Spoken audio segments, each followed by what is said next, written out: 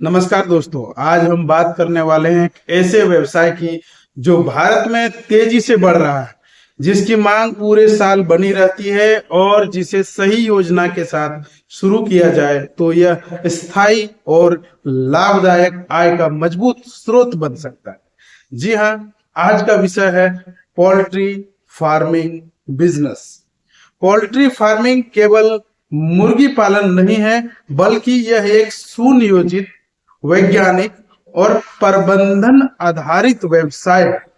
सही नस्ल का चयन, संतुलित आहार, उचित शेड डिजाइन, वैक्सीनेशन और मजबूत मार्केटिंग नेटवर्क ये होना चाहिए। ये सभी इसकी सफलता तय करते हैं। दोस्तों, इस वीडियो में हम विस्तार से समझेंगे कि पोल्ट्री फार्मिंग के प्रकार कितने हैं, प्रारंभिक निवेश और लागत क्या होगा, संभावित आय और लाभ क्या होगा, सरकारी योजनाएं और वित्तीय सहायता क्या मिल सकती है, जोखिम और सावधानियां क्या बरतनी है, और विस्तार की रणनीति को समझेंगे, कैसे एक्सपेंशन कर सकते हैं।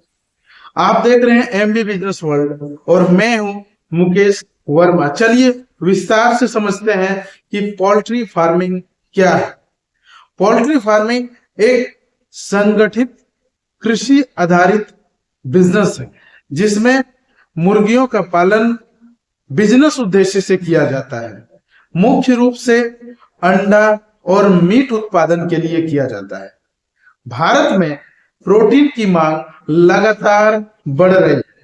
शहरीकरण और जीवन शैली में बदलाव के कारण चिकन और अंडे की खपत तेजी से बढ़ रही है। इसी कारण यह सेक्टर स्थायी विकास की दिशा में आगे बढ़ रहा है। पोल्ट्री फार्मिंग के प्रकार को समझिए कि कितने प्रकार के होते हैं। पहला है बॉयलर फार्मिंग। बॉयलर मुर्गियां मीट उत्पादन के लिए पाली जाती है। इनका उत्पादन चक्र जो होता है वो लगभग 40 से 45 दिन का होता है। इसमें रिटर्न जो है बहुत तेज मिलता है। साल में इसमें कई साइकिल हो जाता है और होटल और रेस्टोरेंट मार्केट में भारी मांग होता है, डिमांड बहुत ज्यादा होता है। यह मॉडल जो है फास्ट कैश फ्लो के लिए उपयुक्त है। दोस्तों, दूसरा मॉडल की बात करेंगे तो ये लेयर फार्मिंग होता है। यहाँ लेयर फार्मिंग में ये लगभग मुर्गियां अंडा उत्पादन के लिए पाली जाती है। ये लगभग 18 से 20 सप्ताह में अंडा देना शुरू कर देती है। रोजाना नियमित यहाँ पर आय होने लगता है। लंबी अवधि का उत्पादन होता है। इसका बाजार जो होता है वो संगठित होता है। यह मॉडल स्थिर और लॉन्ग टर्म के लिए बेहतर होता है। तीसरा मॉडल की बात करेंगे देसी या फ्री रेंज पोल्ट्री की। यह प्रीमियम सेगमेंट में आता है। इसमें इन्वेस्टमेंट बहुत कम लगता है। यहाँ पर जो सेल वैल्यू है वो काफी ज्यादा होता है और ये ग्रामीण इलाके के लिए बहुत ही उपयुक्त होता है। दोस्तों, तो पोल्ट्री शेड की प्लानिंग के बारे में समझिए कि पोल्ट्री शेड की प्लानिंग यहाँ पर करनी पड़ेगी। सफल पोल्ट्री फार्मिंग की नींव है आपका सही शेड डिजाइनिंग। सही शेड डिजाइनिंग रहेगा तभी सफल हो पाएगा। यहाँ पर कैसे होना चाहिए शेड? तो पहला समझिए कि एयर फ्लो होना चाहिए, हवादार संरचना का होना चाहिए। यहाँ पर पर्याप्त जो है नेचुरल लाइट होना चाहिए। यहाँ पर उचित तापमान जो है कंट्रोल करने के लिए कुछ व्यवस्था होना चाहिए। साफ पानी और फीडर सिस्टम होना चाहिए। ड्रेनेज व्यवस्था होना चाहिए। शेड की गलत योजना से बीमारी और नुकसान दोनों हो सकते हैं, इसको ध्यान में रखना है। प्रारंभिक लागत की जहां तक बात करेंगे, 1000 बॉयलर का उदाहरण के लिए आप समझिए तो यहाँ पर शेड निर्माण में लगभग 1.5 लाख रुपया खर्चा होगा और चूजे लगभग 40,000 रुपये लगभग लगेंगे। दाना 1,20,000 के आसपास लगेगा। दवाई और वैक्सीन 20,000 लगेगा। बिजली व मजदूरी यहाँ पर 30 से 40,000 रुपया लग सकता है। तो कुल इन्वेस्टमेंट यहाँ पर आपको 3 से 4 लाख रुपया तक स्टार्टिंग में लग सकता है। छोटे स्तर पर 200 से 300 पक्षियों से शुरुआत की जा सकती है दोस्तों। संभावित आय की जहां तक बात करेंगे और प्रॉफिट की बात करेंगे, तो यदि 1000 बॉयलर औसतन 2 किलो के बिकते हैं और 120 रुपया प्रति किलो मूल्य मिलता है, तो कुल बिक्री लगभग आपका 2.5 लाख से 3 लाख रुपया तक हो सकता है। तो सही मैनेजमेंट के साथ 15 से 20% तक की यहाँ पर नेट प्रॉफिट संभव हो पाती है।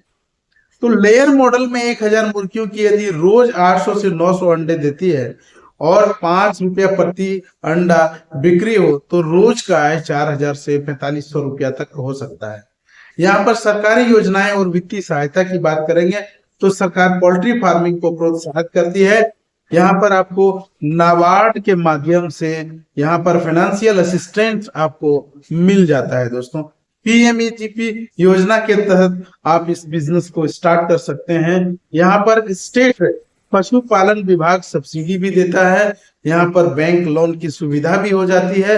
लोन लेने से पहले आपको डिटेल प्रोजेक्ट रिपोर्ट तैयार करवाना पड़ता है दोस्तों।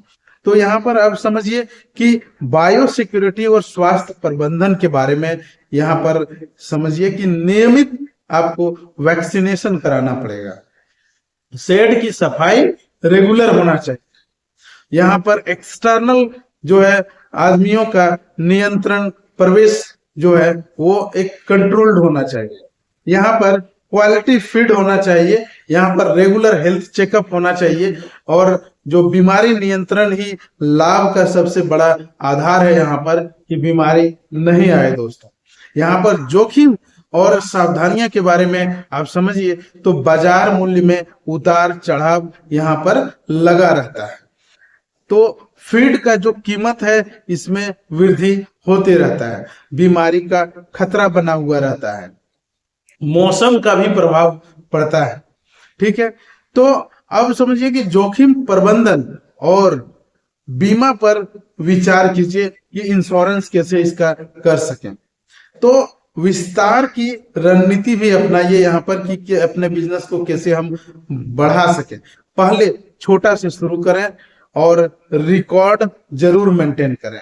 यहाँ पर मार्केट नेटवर्क अपना मजबूत करें और यहाँ पर धीरे धीरे उत्पादन क्षमता को बढ़ाएं और यहाँ पर प्रोसेसिंग और पैकेजिंग जोड़कर वैल्यू एडिशन करें। इससे आपका जो है वैल्यू एडिशन होगा दोस्तों।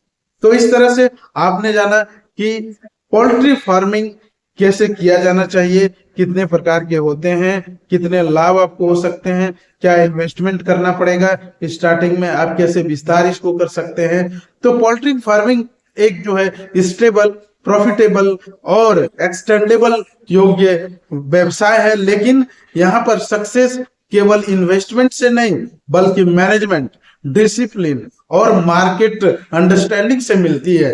यही आपका प्लानिंग के साथ शुरू किया जाए तो यह बिजनेस लॉन्ग टर्म के लिए आपको फाइनेंशियली इंडिपेंडेंट कर सकता है दोस्तों। तो यदि आपको यह वीडियो आपको उपयुक्त लगी हो, जानकारी उपयोगी लगी हो, तो वीडियो को पूरा लाइक कीजिए, शेयर कीजिए एमबी बिजनेस वर्ल्ड को और सब्सक्राइब कीजिए। कमेंट में बताइए आप किस तरह के बिजनेस यहाँ पर किस तरह से पोल्ट्री फार्मिंग को स्टार्ट करना चाहते हैं। तो चलिए मिलते हैं अगले वीडियो में, तब तक के लिए धन्यवाद।